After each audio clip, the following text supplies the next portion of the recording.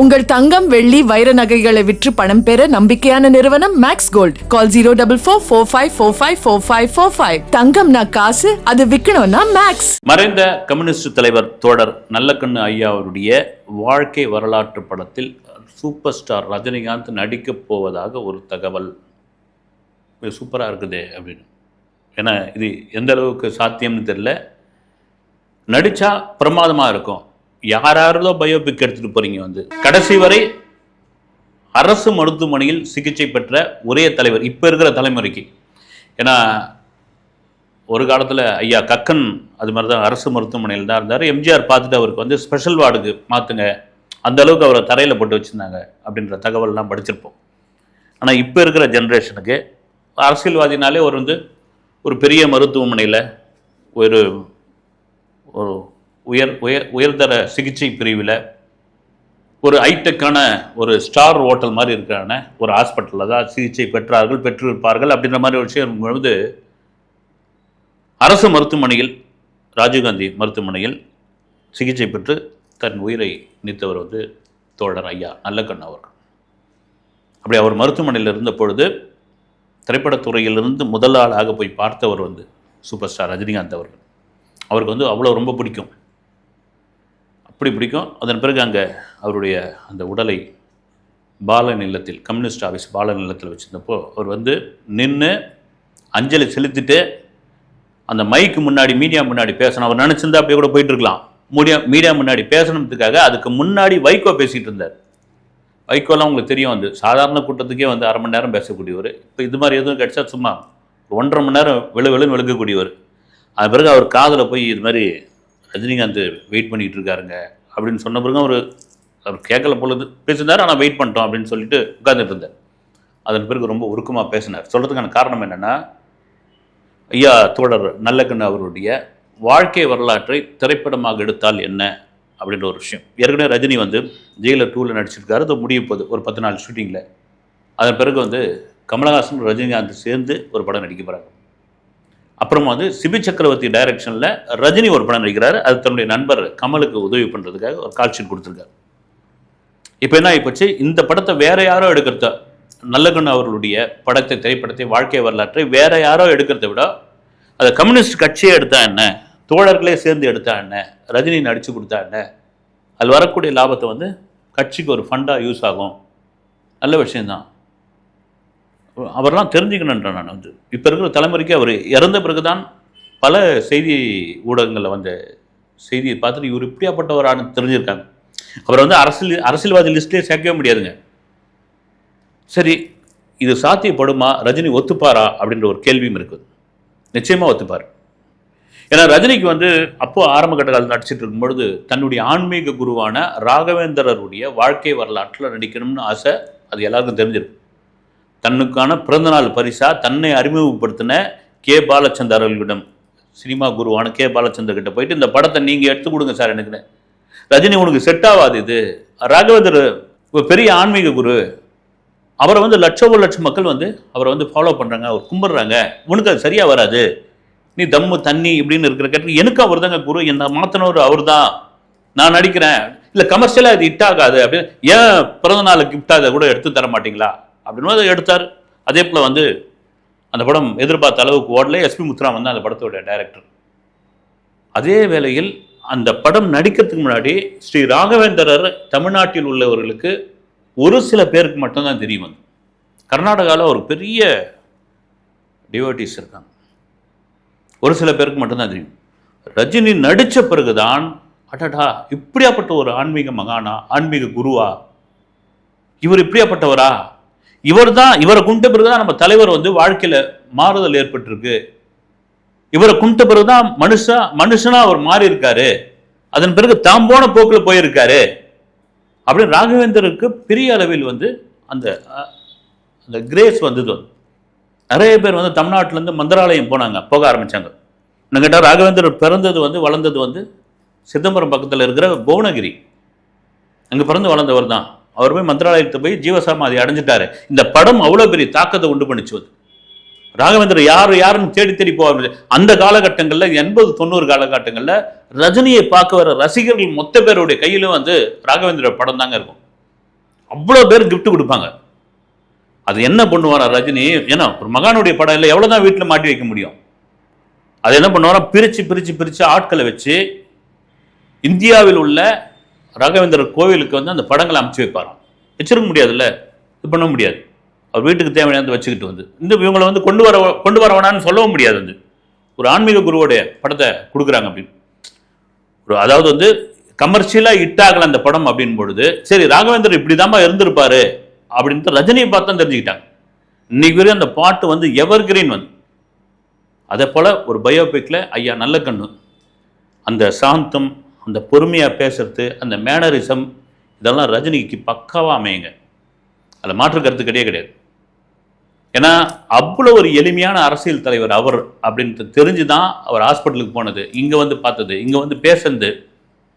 ஐயா நல்லக்கண்ணு பற்றி இன்னைக்கு பூரா சொல்லிக்கிட்டே இருக்கலாம். அவர் இளம் வயதில் கம்யூனிஸ்டில் சேர்ந்து போராடுறாரு. அப்போ கம்யூனிஸ்ட் கட்சி தடை செய்யப்பட்டிருக்குது. ஒரு நண்பர் வீட்டில் வந்து திருநெல்வேலியில் வந்து இவர் படுத்துக்கிட்டு இருக்காரு. அது போலீஸுக்கு தகவல் கிடைக்குது. இவரை பிடிச்சிடுறாங்க. உங்கள் மற்ற தோழர்லாம் எங்கன்னு கேட்குறாங்க. அடின்னு அடிக்கிறாங்க. இவர் சொல்லவே மாட்டேன்றாரு. ஒரு போலீஸ் அதிகாரிக்கு பயங்கரமாக கோவம் வந்துடுச்சு. அப்போ ஐயா நல்லக்கண்ணு வந்து இவ்வளோ பெரிய மீசை வச்சுட்டு இருப்பாராம். ஒரு சிகரெட்டை கொளுத்தி அந்த மீசையை கொஞ்சம் கொஞ்சமாக தீச்சி சொல்ல கடைசி வரைக்கும் சொல்லவே இல்லையா. அது அந்த ஸ்கின்லாம் பட்டு புண்ணாலாம் மாறி இருக்குது. அதன் பிறகுதான் நான் ஒரு மீசை வைக்கிறதே எடுத்திருக்காரு. ஒரு கூட்டத்துக்காக ஒரு காங்கிரஸ் உடைய ஒரு லீடர் ஒருத்தர் காரில் போயிட்டு இருக்காரு. கார் வந்து ஒரு இடத்துல ஒரு சிக்னலோ அல்லது வந்து ஒரு இடத்துல அப்படி ஸ்லோவாகி போகுது. அப்படி லெஃப்டில் திரும்பி பார்க்குறாரு. ஒரு பயணியர் நிழற்குடை பக்கத்தில் வந்து ஒருத்தர் வந்து சுருண்டு ஒரு பெரியவர் ஒருத்தர் படுத்துக்கிறாரு. இவர் எங்கேயோ பார்த்த மாதிரி இருக்கு. அந்த காங்கிரஸ் லீடருக்கு கொஞ்சம் இதுவாவது வண்டி மூவ் ஆகுது. டிரைவர்கிட்ட அப்படி திருப்பான்றார். அந்த பக்கம் திருப்பா அப்படின்றார். நேராக போய் திருப்பி கிட்ட போனால் இவருக்கு பெரிய அதிர்ச்சியாக இருக்குது. ஐயா நல்லக்கண்ணு அவர்கள் படுத்துட்டு இருக்காரு. எழுப்புற தோழர் எழுந்துங்க உடனே அவர் ரொம்ப அசால்ட்டா, என்ன எங்கே போகிறீங்க அப்படின்றாரு. ஒரு கட்சி கூட்டத்துக்காக போகிறேன். என்ன இப்படி படுத்துக்கிட்டு இருக்கீங்கன்னு. நேற்று நானும் எங்கள் கட்சி கூட்டத்துக்காக இந்த ஊருக்கு வந்தேன். கடைசி பஸ்ஸை பிடிச்சி இன்னொரு ஊருக்கு மாநாடு நடக்குது, அங்கே போனன்ட்டு கடைசி பஸ்ஸு பிடிக்கிறதுக்காக வந்தேன். அந்த பஸ்ஸு தவற விட்டேன் நான். அதனால் என்ன படுத்துக்கலாம், இங்கே படுத்துன்ட்டு காலையில் எழுந்து போகலான்னு படுத்துக்கிட்டேன். நீங்கள் போயிட்டு வாங்க அப்படின்றாரு. நான் உங்களை காரில் விட்டுட்டு போகிறேங்கன்னு. இல்லை நீங்கள் போகிற ரூட் வேறு, நான் போகிற ரூட் வேறு. நீங்கள் போங்க, நான் பஸ்ஸு வர நான் ஏறி போய்க்கிறேன். இது தோழர் நல்லக்கண்ணு அவர்கள் அதை பதிவு பண்ணவர் யாருன்னா காங்கிரஸ் பீட்டர் அல்போன்ஸ் அவர்கள். இதை நான் கண்கூட பார்த்தேன். ஒரு தலைமை இப்படி தான் இருக்கணும். அதுக்கு பல்லவன் பேருந்தில் பொது பயன்பாட்டிற்குள்ள ஒரு பேருந்தில் ஒரு தலைவர், கம்யூனிஸ்ட் தலைவர் தொடர்ச்சியாக ஜன்னலோரம் உட்காந்துக்கிட்டு அல்லது உள்ள சீட்டில் உட்காந்துட்டு அவர் பாட்டு பயணப்பட்டு இருக்காரு. அதை வந்து ஒரு தொழிலதிபர் பார்க்குறாரு. அவருக்கு வந்து ஒரு கார் வாங்கி கொடுக்குற, கார் வாங்க மாட்டேன்றாரு. நான் பஸ்லேயே போகிறேன்றாரு. அந்த தொழிலதிபருக்கு ரொம்ப வருத்தமாயிடுது வந்து. அப்போ கலைஞர் தலைமையில் நல்லக்கண்ணு ஐயா அவருக்கு பாராட்டு விழா நடத்துகிறாங்க. அப்போ என்ன பண்ணுறாங்க, இது பிறந்தநாள் விழா நடத்துகிறார். அப்போ அந்த தொழிலதிபர் அந்த காரை வந்து கலைஞர் கையில் சாவியை கொடுத்து, ஐயா நீங்கள் கொடுத்தா வாங்கிப்பாரு அப்படின்னு. சரி கார் கொடுக்குற ரைட்டுங்க, பெட்ரோலு டிரைவருக்கு யார் சம்பளம் கொடுக்குறது, அதையும் சேர்த்து கொடுக்குறேங்கன்ற. அப்போ கலைஞர் கொடுக்குறாரு, முதல்வர் அவர் கொடுக்கும்போது நான் மறுக்காமல் வாங்கிக்கிறார். அவர் நல்லக்கண்ணு வாங்கிக்கிறார். வாங்கிட்டு அந்த காரை எடுத்து போய் கட்சி ஆஃபீஸில் வச்சிடறாரு. கட்சி ஆஃபீஸுக்கு அது யூஸ் ஆகட்டும் அப்படின்னு. அப்படி அந்த கொடுத்த தொழிலதிபர் யாருன்னா ஆனாரோனா என்கின்ற அருணாச்சலம் ஐயா அவர்கள், ஸ்டூடெண்ட் ஜெராக்ஸ் ஓனர் அவர். எப்படியாப்பட்ட ஒரு மனிதராக இருந்திருக்காரு பாருங்க. இது மாதிரி பல சம்பவங்கள் சொல்லிக்கிட்டே போகலாம். வந்து இவருடைய பயோபிக்ல 100% பொருத்தமான ஒரு நபர்னா சூப்பர் ஸ்டார் ரஜினிகாந்த் என்பதில் மாற்று கருத்து கிடையாது. எப்போ ஒரு பக்கம் ஜெயிலர் 2 10 நாள் ஷூட்டிங் இருக்குது, அடுத்து சிபி சக்கரவர்த்தி படம் இருக்குது, அது பார்த்தா அப்புறம் கமல ரஜினி சேர்ந்து ஒரு படம் இருக்குது. இதுக்கிடையில் எங்கே அப்படின்னா ஒரு குறுகிய காலத்தில் ஒரு திறமையான டைரக்டரை கரெக்டாக வச்சுக்கிட்டா அதிகபட்சமாக ரஜினிகாந்த் அவர்கள் 25 நாள் காட்சி கொடுக்குறாருன்னு வச்சுங்க, அதுவே அதிகம். இந்த படத்தை சூப்பராக எடுக்கலாம், பிரமாதமாக எடுக்கலாம். தோழர் நல்லக்கண்ணு அவர்களுக்கு ஒரு அஞ்சலி செலுத்தின மாதிரியான ஒரு விஷயமா இருக்கும். ரஜினி வந்து நிஜத்தில் வேறங்க. அவர் வந்து படத்தை ஆசை பிடிச்ச அவர் வந்து அதை பிடிச்சவர், இதை பிடிச்சவர், அப்படி இப்படின்லான்றாங்க. இந்த இப்போ சமீபத்தில் சிங்கப்புலி அவர்களுடைய பேட்டி ஒன்று பார்த்தேன் நான். அருணாச்சலம் படத்தில் நான் தான் கடைசி அசிஸ்டண்ட்டு, ரஜினி சார் உட்காந்துட்டு இருப்பார், அவரையே நான் பார்த்துக்கிட்டு இருப்பேன். அப்படி போனால் பார்ப்பேன், இப்படி போனால் பார்ப்பேன். யாராவது அவர்கிட்ட பேசிட்டு வந்தா என்ன பேசினாருன்னு நான் கேட்பேன். நான் அப்படி ஒரு நம்ம பார்த்த ஒரு பெரிய ஒரு ஆளுமை வந்து. ஆனால் அவர் பார்த்தீங்கன்னா அந்த ஃப்ளோர்லேயே வந்து ஒரு ஃபேனை தன் பக்கம் திருப்பிக்கின்னு ஒரு சேரை போட்டுன்னு அவர் பாட்டு அப்படி கண்ண முடின்னு படுத்துப்பாரு. அப்படி ஒரு நாள் ஷூட்டிங் ஸ்பாட்டுக்கு வெளியூர்லேருந்து சில ரசிகர்கள்லாம் கிளம்பி வந்தாங்க. வந்த பிறகு என்ன பண்ணால் வெள்ளி நாணயம் இருக்கு இல்லை, வெள்ளி காயின், அதில் ரஜினியோடைய உருவம் பறித்த அந்த வெள்ளி காயினை வந்து அவருக்கு வந்து கிஃப்டாக கொடுத்துருக்காங்க. ரஜினி வாங்கிக்கிட்டாராம். வாங்கிக்கின்னு சரி போயிட்டு வாங்கன்னு எல்லாம் ஃபோட்டோலாம் எடுத்துன்னு கிளம்பிட்டாங்க. கிளம்புறவருக்கு அந்த காயின் என்ன பண்ணியிருக்காரு, அங்கேருந்து ப்ரொடக்ஷனில் இருந்தவங்க லைட்மேனு அவங்களாம் ஒவ்வொன்றும் கொடுத்துருக்காரு. கொடுத்த பிறகு அங்கேருந்து அவங்க யாரோ கேட்டிருக்காங்க, என்னங்க இது வந்து உங்களுக்கு கொடுத்ததை வந்து நீங்கள் எல்லோரும் கொடுத்துட்ருக்கீங்கன்னு. இல்லைங்க, ஒரு காயினில் என் உருவப்படம் போட்டு இருந்த அந்த காயினை என் வீட்டில் வச்சுக்கிறது நல்லா இருக்காது. அதுக்கு வந்து காந்திக்கு மட்டும்தான் அது பொருந்தும். அவர் தான் சரியானவர், நான் என்ன காந்தியா அப்படின்னு. எவ்வளோ பெரிய ஒரு விஷயம் பாருங்க அது. இதுதான் ரஜினிகாந்த் வந்து, இதுதான் ரஜினிகாந்த். எங்க ஃபேஸ்புக்கில் வந்து செல்வன் அன்பு எழுத்தாளர் அவர் ஒரு பதிவு ஒன்று போட்டிருக்கார் வந்து, மனிதனின் மறுபக்கம்னு கே பாலச்சந்தர் அவர்கள் ரஜினியை வச்சு ஒரு படம் பண்ணுறாரு. அநேகமாக ஒரு சாங் ஷூட் பண்ணியாச்சு. ஜோடி வந்து கீதா, அழகிய தமிழ் மகன் விஜய் படத்தில் அம்மாவை வருவாங்க பாருங்கள், அவங்க தான். ஏன்னா இப்போ இருக்கிறவங்களுக்கு சொல்கிறதுக்காக சொல்கிறேன், கீதா அவங்க தான். ஒரு சில காட்சிலாம் எடுத்தாச்சு. ரஜினி அந்த படத்தில் வந்து ஒரு சினிமா டைரக்டராக நடிக்கிறார். அந்த நேரம் ரஜினிக்கு வந்து உடல்நிலை சரியில்லாமல் போகிறது, ஷூட்டிங் ஸ்பாட்டில் தகராறு பண்ணுறாரு. அப்புறம் வந்து ஏதாவது விழாவுக்கு போனால் அங்கே வந்து அமக்கலம் பண்ணுறாரு. ஏறக்குறைய அவருடைய மனநிலை சற்று பாதிக்கப்பட்டுள்ளது அப்படின்ற ஒரு நிலைமைக்கு வருது. அவர் ஹாஸ்பிட்டலில் போய் சேர்க்குறாங்க. ஒரு தியேட்டரில் போய் கண்ணாடியெல்லாம் உடச்சிடுறாரு. அப்போ நடிகை ஸ்ரீபிரியா போய் கேபி சார்கிட்ட, பாலச்சந்திரன் சார்கிட்ட போயிட்டு, சார் நீங்கள் தான் அவரை காப்பாற்றி ஆகணும் அப்படின்னு. அவருக்கு சுருக்குன்னு ஒரு மாதிரி ஆகுதான். நாம் தான் அறிமுகப்படுத்தணும், நாம் தான் அப்பா ஸ்தானத்தில் இருக்கிறோம், நம்ம ஒரு நல்ல கலைஞனை இப்படி விட்டுருமே நம்மன்னு சொல்லி அவர் போய் பார்த்து, அப்புறமா ராஜகோபால்னு ஒரு மருத்துவர், அப்புறம் டாக்டர் செரியன், இவங்ககிட்டலாம் காட்டின பிறகு அவங்க சொன்ன ஒரு விஷயம் என்னென்னா, இவர் வந்து தொடர்ச்சியாக படங்கள் பண்ணுறாரு. ஏன்னா அந்த டைமில் ரஜினி யாருக்கும் நோ சொல்ல மாட்டார். நோ சொன்னால் ஏதாவது கோச்சிப்பாங்களேன்னு வந்துட்டு எல்லா படத்தையும் ஒத்துக்கு, பணத்துக்காக கிடையாது. என்னென்னா எல்லாம் இயல்பாக இருக்குல்ல. எங்கள் பெங்களூர்லேருந்து நம்ம வந்திருக்கிறோம், ஏதாவது ஒரு கேரக்டர் நமக்கு சின்ன சின்ன கேரக்டர் கிடைக்காதா, ஏதோ வில்லன் குணச்சித்திர வேடம் கிடைக்காதுன்னா, ஆனால் தொடர்ச்சியாக நமக்கு இவ்வளோ பெரிய படங்கள் வந்துக்கிட்டே இருக்கும்போது நடிப்போம், நடிக்க மாட்டோம்னு சொன்னால் கோச்சிக்கு போகிறாங்களே என்ன வந்துட்டு. அப்போ வந்து இவர் வந்து நிறைய நடிக்கிறத குறைச்சிக்கணும் அப்படின்னா, அப்போ வந்து ரஜினிக்கு அவர் சொல்கிறார் வந்து, இனிமேல் அப்படிலாம் வந்து கண்ட மேனிக்கு நீ வந்து படத்தெல்லாம் ஒத்துக்காது, கரெக்டாக செலக்டிவ் பண்ணி நடி அப்படின்றார். அப்போ என்ன கால்ஷீட் கிளாஷ் ஆகுது அப்படின்னா, மனிதனின் மறுபக்கமும் இன்னொரு படத்துக்கும் கிளாஷ் ஆகுது. அப்போ என்ன பண்ணுறாரு, அந்த மனிதனின் மறுபக்கத்தை ட்ராப் பண்ணிடுறாரு கேபி சார். ட்ராப் பண்ணிவிட்டு இன்னொரு படத்துக்கு வந்து ரஜினி அவங்களுக்கு கால்ஷீட் கொடு, அவர் எடுக்கட்டும் அப்படின்றார். அந்த படம் தான் தர்மயுத்தம். எப்படியாப்பட்ட ஒரு இது பாருங்க. அதன் பிறகு தான் ரஜினி வந்து வருஷத்துக்கு ஒரு படம்ன்ற ஒரு இதுக்கு வந்தார். வருஷத்துக்கு ஒரு படம் நடிக்கிறதுன்னு ஒரு முடிவோடு வந்தார். பார்த்தீங்கன்னா தலைவாசல் விஜய் அவரை கூட ஒரு பேட்டியில் கூட சொல்லியிருப்பார், நிறைய நான் கூட சொல்லியிருப்பேன். நான் வந்து கேரளாவில் வந்து ஒரு படம் எடுக்கிறாங்க, ஒரு ஆன்மீக குருவோட படத்தை எடுக்க போகிறாங்க. நிறைய நடிகர்களுக்கு டெஸ்ட் ஷூட் பண்ணுறாங்க, அந்த ஆன்மீக குருக்கு பொருத்தமாக இருப்பாங்களா அப்படின்னு டெஸ்ட் ஷூட் பண்ணுறாங்க. இந்த டெஸ்ட் ஷூட்டுக்கு வந்து மம்முட்டி, மோகன்லால், சுரேஷ் கோபி போட்டி போட்டுன்னு வராங்களாம். ஏன்னா அவருடைய பயோபிக்கில் நடிக்கணும்னு ஆசை, போட்டி போட்டு வராங்களாம்.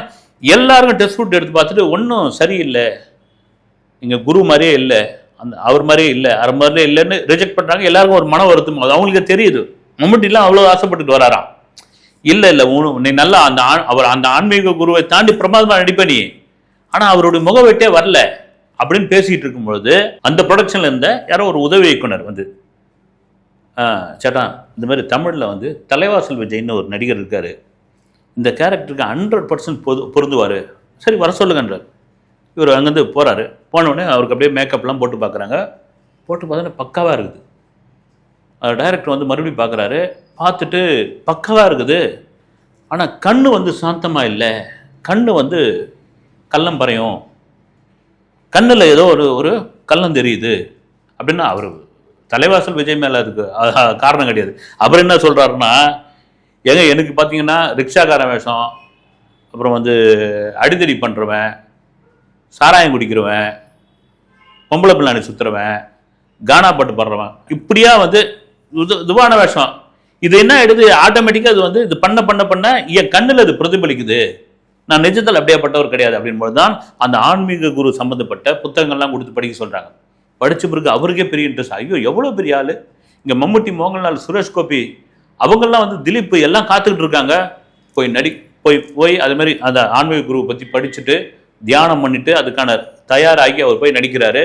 நடித்த உடனே அப்பொழுது இருந்த அந்த கேரள சிஎம் என்ற குருவினை கண்டேன் அப்படின்னாரு. அவ்வளோ பர்ஃபெக்டாக இருந்தது அப்படின்ட்டு. அவர் தான் வந்து ஸ்ரீ நாராயணகுரு, கேரளாவினுடைய ஆன்மீக பெரியார்னு அவருக்கு பேர் வந்து. அதே போல தான் வந்து ஐயா நல்லக்கனவு அவருடைய வாழ்க்கை வரலாற்றில் 100% பொருத்தமான ஒரு நபர் அப்படின்றா அது சூப்பர் ஸ்டார் ரஜினிகாந்த் என்பதில் மாற்று கருத்து கிடையவே கிடையாது. அடுத்த வீடியோவில் சந்திக்கிறேன். நன்றி.